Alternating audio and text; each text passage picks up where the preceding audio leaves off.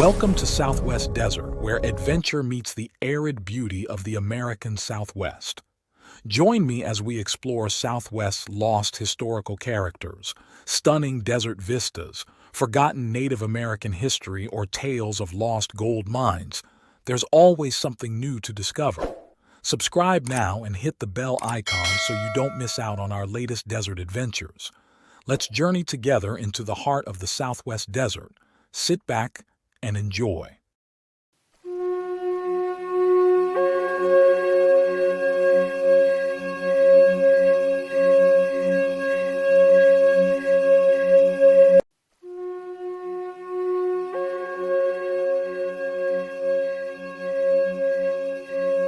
Welcome to Tales of the Southwest Desert, where we explore the fascinating stories that shape the frontier. Today, we're diving into an extraordinary tale from the Mojave Desert, a story of lost gold, a mysterious German prospector, and a rifle that stood as a silent sentinel in the desert sand for half a century. Our story unfolds in the vast expanse of the Mojave Desert, where the Lazy M cattle ranch once stood near the mouth of Red Rock Canyon, approximately 20 miles north of Mojave, California. This was the home of the Muncie family. Rhoda, a remarkable widow, and her son Will, who would become crucial players in uncovering one of the desert's most intriguing mysteries. But to understand their discovery, we need to travel back to 1867, when a German prospector known only as Goler made his way south from the unforgiving terrain of Death Valley. Neither his first name nor his initials were ever recorded in the annals of history, but his story would become legendary in Kern County. Picture, if you will, a weary traveler making his way through a small canyon, approximately 40 miles north of what would later become the town of Mojave. The canyon lay on the west side of the valley, and Goler, exhausted from his journey, stopped at a spring to quench his thirst. As he knelt down to drink, the glint of something in the crystal-clear water caught his experienced prospector's eye, gold nuggets lying there as if waiting for discovery. But this promising discovery came with immediate challenges. Goler found himself in unfamiliar territory, and the threat of hostile Native Americans made every moment precious. He conducted a hasty survey of the immediate surroundings, knowing he needed to move quickly but also desperate to ensure he could find this spot again. Thank you for joining your desert frontiersman Alan for another Southwest Lost Gold story. If you would like to help support my channel and time, hit the super thanks heart icon on the bottom of the video and contribute. Relax and enjoy. In what would prove to be a fateful decision, Goler decided to attempt a shortcut to Los Angeles. Instead of following the old road that ran along the Sierra Nevada spur to the west of the valley, the safe, known route, he chose to cut across the valley to the east. The mountains here ran northeasterly, adding to his confusion in this unfamiliar landscape. Wanting to travel light and fast, but knowing he needed some way to mark this precious location, Goler made a decision that would echo through decades of desert history. He climbed to the top of a small hill near the eastern side of the valley and carefully created a rough sketch of the ridge he had passed when entering the valley from the west. His crude map showed the small canyon where he'd found the gold, but he knew a map alone might not be enough. Then came the moment that would spawn 50 years of speculation and searching. Goler took his Spencer repeating rifle, a reliable weapon manufactured in Boston around 1860, and planted it upright in the desert sand.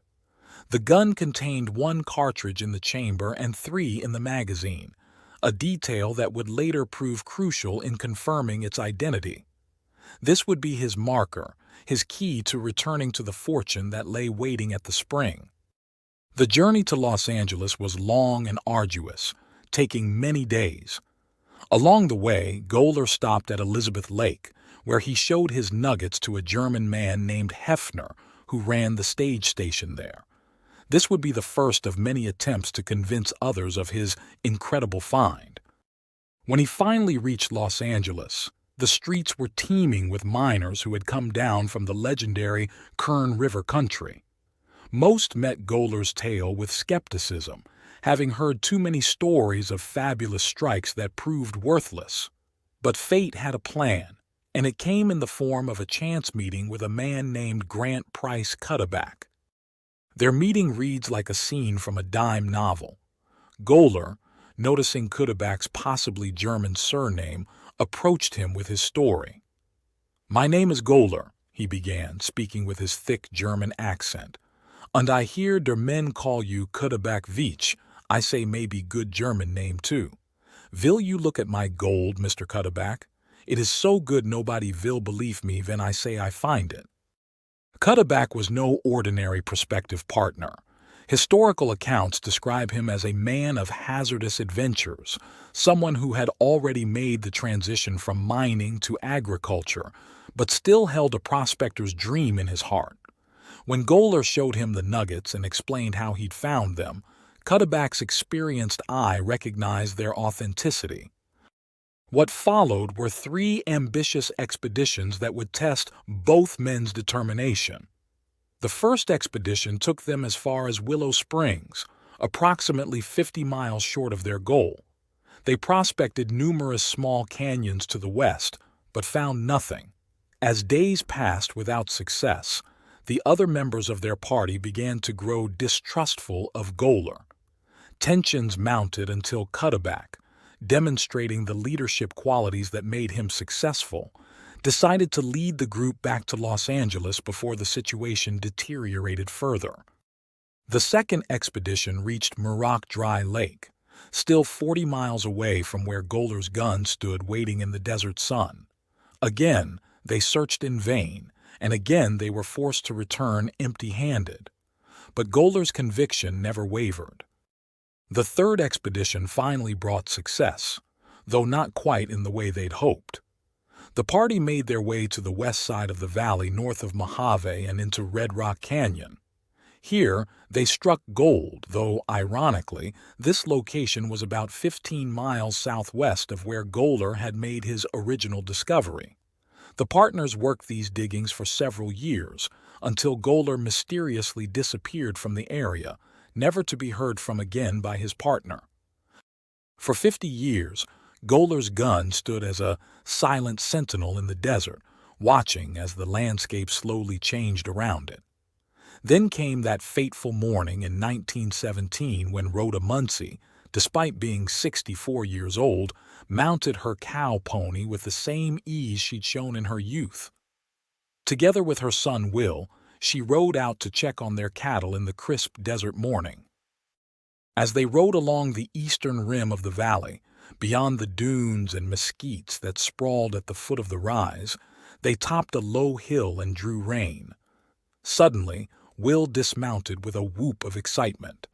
There, weathered by 50 years of desert sun and wind, stood Goler's gun. The discovery caused quite a stir at the Lazy M Ranch, drawing visitors from all around to examine this piece of desert history. The gun was remarkably well preserved, its maker's mark still clearly visible. Spencer Repeating Rifle Company, Boston, padded March 618_0. The missing figure was almost certainly a 6, marking it as one of the rifles manufactured in 1860 for Union Army use. The gun told its own story of its 50 years in the desert. But there's more to this tale.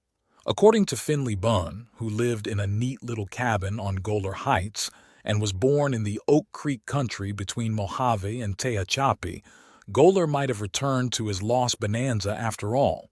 A handmade pick and half-rusted frying pan were found in the canyon, suggesting someone had worked the area in the 1860s.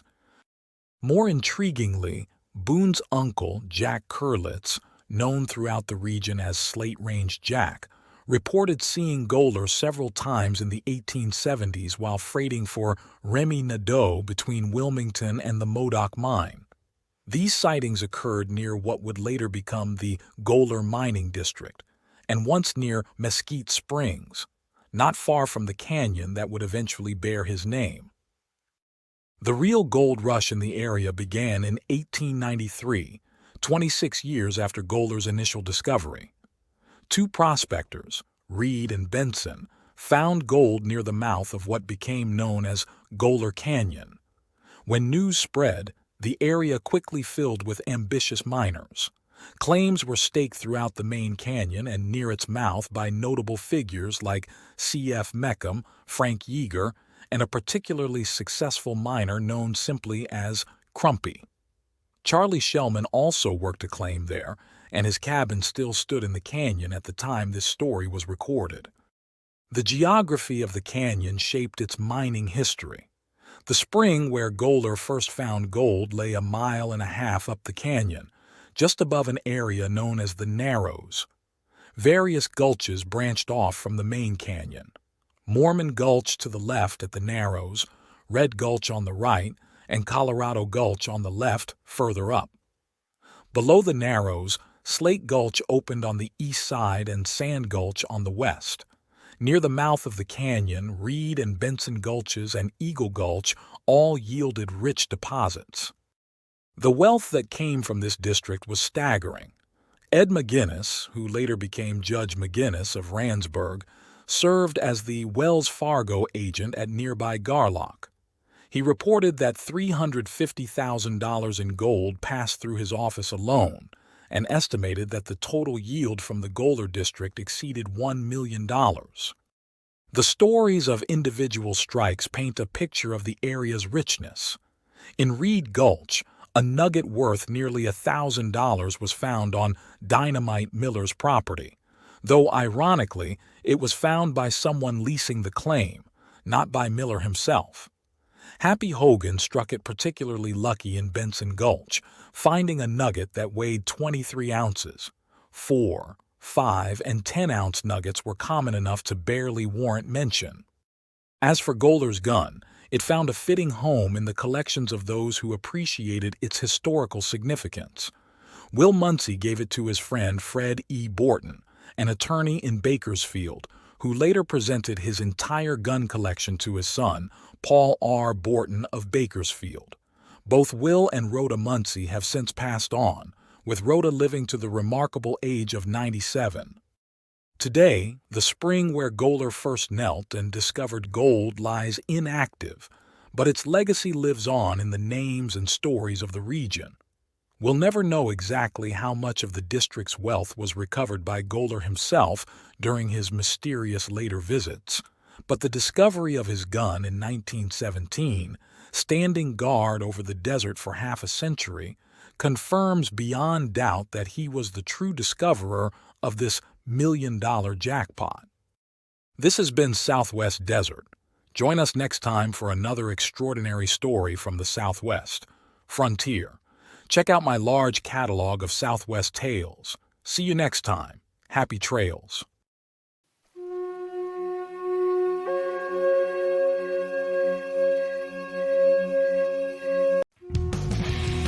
Thanks for watching. If you enjoyed this video, don't forget to like, comment, share, and subscribe for more great content. Hit the notification bell so you never miss an update. See you in the next video.